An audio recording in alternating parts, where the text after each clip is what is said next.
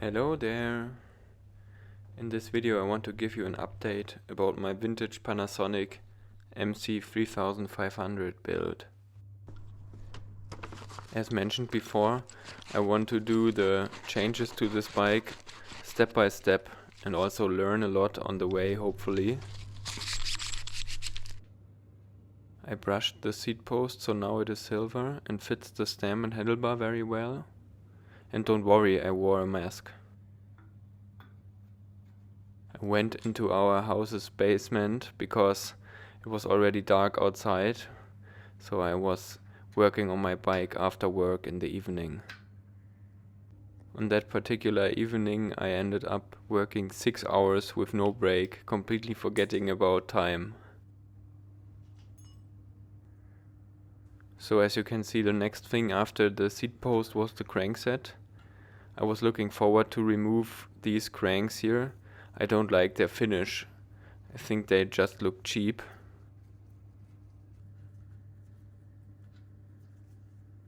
Yeah, the finish looks so dull.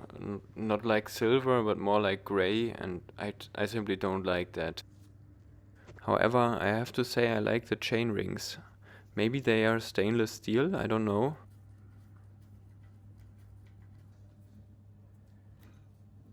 Crankset came off pretty easily, and the chain rings still look nice. No shark fins, I would say, so maybe not nice, but decent.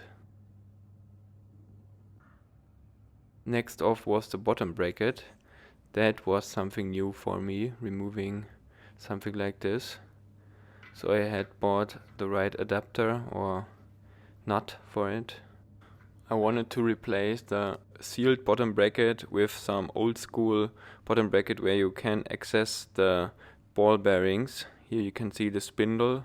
It's the same length as the one in there. So I tried to get it off there with my tools, but there was no chance.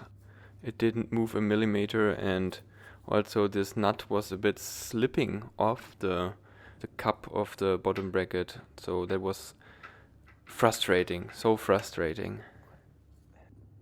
Here are the new cranks I wanted to put on, but at that point, not being able to exchange the bottom bracket, I was not sure whether I should continue. So here's a side-by-side comparison. Yeah, and then I was putting on the new crankset as a test. Then I put on the old crankset and was thinking about giving up. At least I had brushed off the seat post. Here you can see the new pedals I wanted to put on. And then I thought I can't put these beautiful pedals on the old crankset.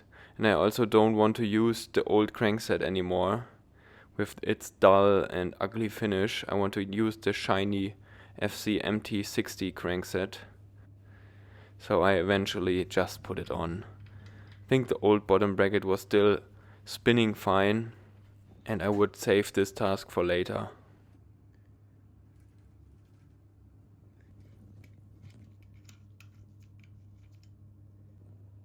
My completely ripped off gloves here still reveal the fight I had with the bottom bracket.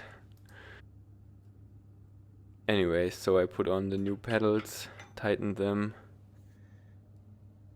Recently a friend of mine told me they look like you could kill somebody with them. Don't know whether that's something good or bad. Probably at least speaks for their grip.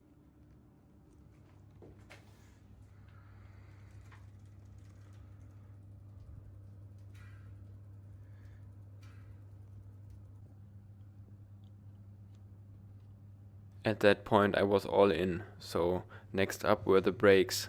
Also terrible cheap plastic brakes, cantilever. They are visible in my old videos. And I wanted to replace them with nice XT cantilever brakes. I was already a bit nervous about the pad adjustment, but in the end I would say it was not that hard to do. I had watched some Park Tool video about setting up these types of cantilever brakes, and Calvin Jones made me confident that I could do it.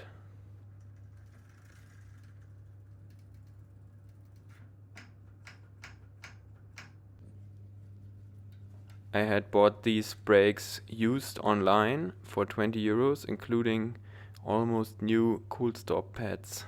And I was really excited about trying those out. Next up, I was looking forward to replace these plastics derailleurs front and rear.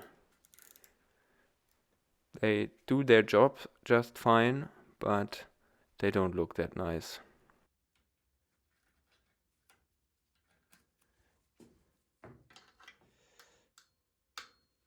When doing this voiceover right now, I'm still surprised about how much I like the paint job of this frame, just as a side note.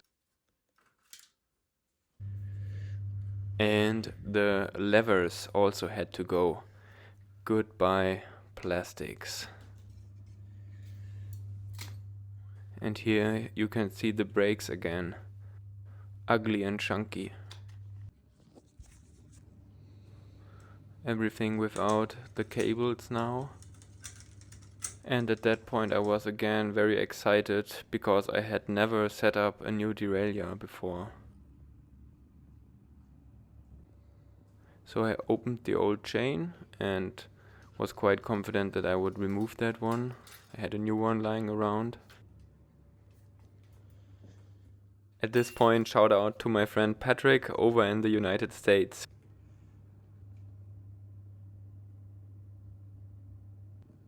First up, I had bought this Deore very shiny front derailleur. And then I couldn't believe it. It didn't have enough reach for the chain line on the outer chainring. Oh no. At least this one was fitting, a Deore DX rear derailleur in very nice condition. I also bought this one used online, but picked it up locally. Shout out to Wolfgang at this point. Alright, and here I had skipped a bit of filming because I was so excited putting the new chain on and everything. And as you might have seen, my new shifters are already on the handlebar at this point. So I installed Sunrace SLM96 shifters, where you can get the left side as friction only with micro indexing, and the right side is indexed for 8 or 9 gears. And in this case here I have the 8-speed version.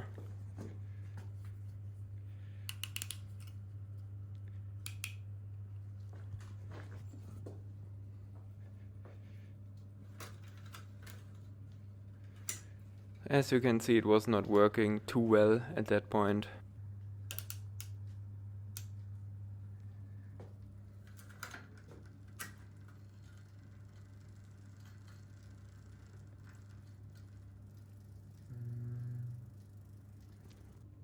But eventually I managed to finish the job. As you can see, also used some nice jack wire housing, silver colored. And I love the looks of these new brake levers and shifters. Also the black and silver combination is really cool, I think. And here you can see a little summary. Deore FCMT60 cranks I bought used in Munich. New MKS XC-III pedals, very hard to pronounce. My Deore DX rear mech I bought used in Munich. Then the brushed off seat post and the XT cantilever brakes, also bought used.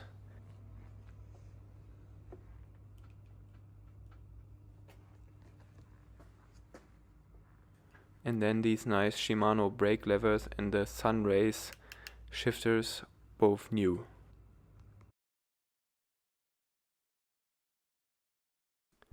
Alright, and then I tried to remove the bottom bracket again.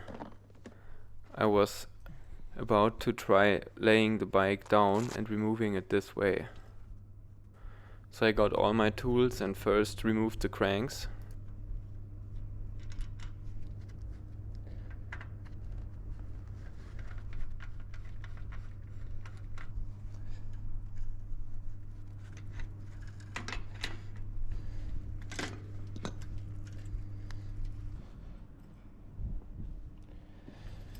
and then I put the bike on the ground. Maybe it's more clever to remove the rear derailleur. I'm not so sure whether that was a good idea to push it down to the ground. Then I tried to remove the first shell of the bottom bracket, and it was so hard to do. The footage was 20 minutes long, with a lot of cursing at some point, and also some resignation. Absolute nightmare.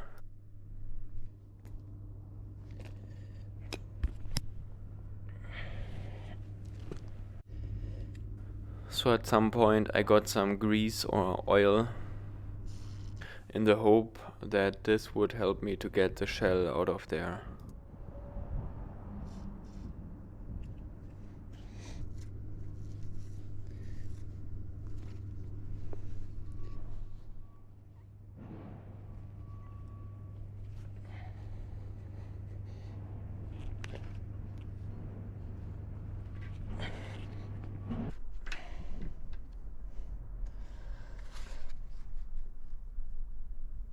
Yeah.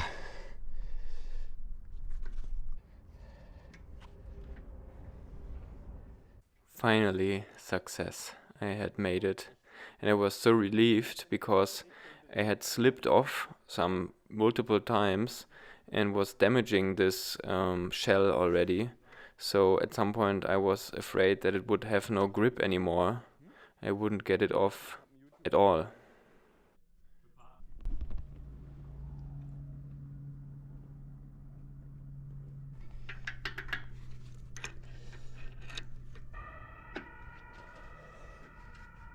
So then what came the other part. I first removed my lock holder, only to realize some moment later that I was about to turn the bottom bracket into the wrong direction, because always remember both sides for these standard bottom brackets, if they're not French or Italian or something like that, they will come loose into drive direction or into forward direction.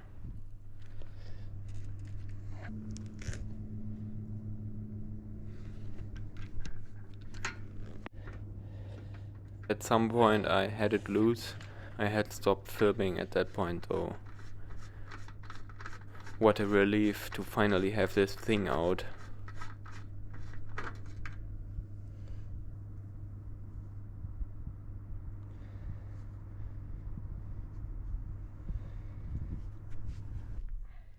After inspecting the rust situation a bit, I put my bike back into the bike stand. Very cheap one, by the way. Always buy the good product in the first place. Then I used some brake cleaner and a toothbrush to get some rust out of there.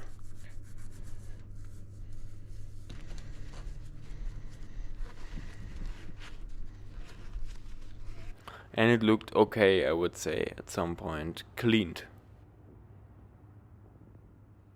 But the screw thread didn't look too nice. Here's my bottom bracket. I had already dreams in my head of a crankset that was spinning forever mounted to this bottom bracket. I had watched a nice tutorial on how to install and also adjust these things. First, of course, how to properly grease the bearings, which is what I did here.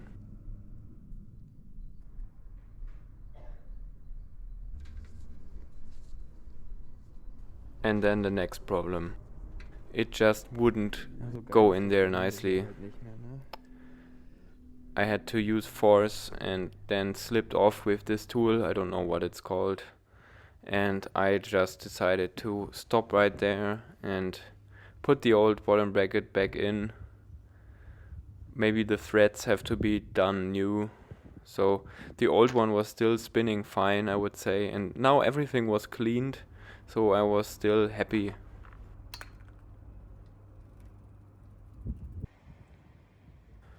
So here's the bike as you have seen it before, and at that point I said, just screw the bottom bracket.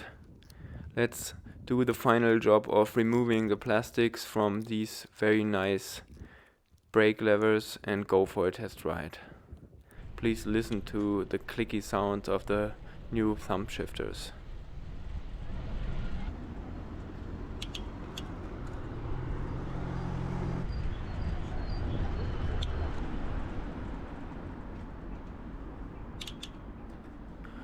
To my surprise, the 8-speed index shifter was working super nice with my 7-speed cassette. I didn't have to do any adjustments.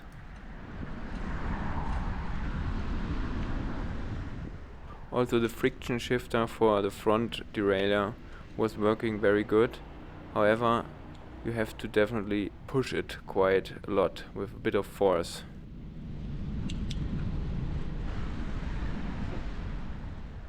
On my little test ride I got so ambitious I was even overtaking a proper road racer.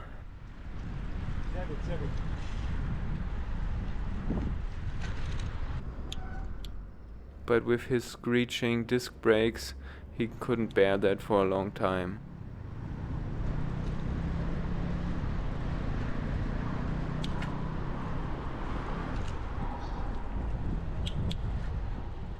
I have to admit now, after more test rides, that sometimes I have to adjust the index shifter again, so it's not working perfectly and I'm thinking about going full friction. I have to admit, now I've understood the advantages of friction. But all bicycles apart, some nice lunch is also important. Alright, I hope you have enjoyed this little build video. But we can't end this video without some bonus material. First, shout out to my friend Keke for showing me her Quiggle folding bike. I was so surprised to learn that there are bikes even smaller than Bromptons. But this was so fun and also unconventional to ride. I was also impressed by the build quality. So many well-machined metal parts that look very well made. Much less plastics than on the Brompton. Then I spotted some nice bikes again with beautiful shifters. Speaking of which, I got some new ones for myself. Shout out to Janosch. I also got a new rear rack for my Panasonic, but that's something for another video. So that's it for today. Thank you and bye bye.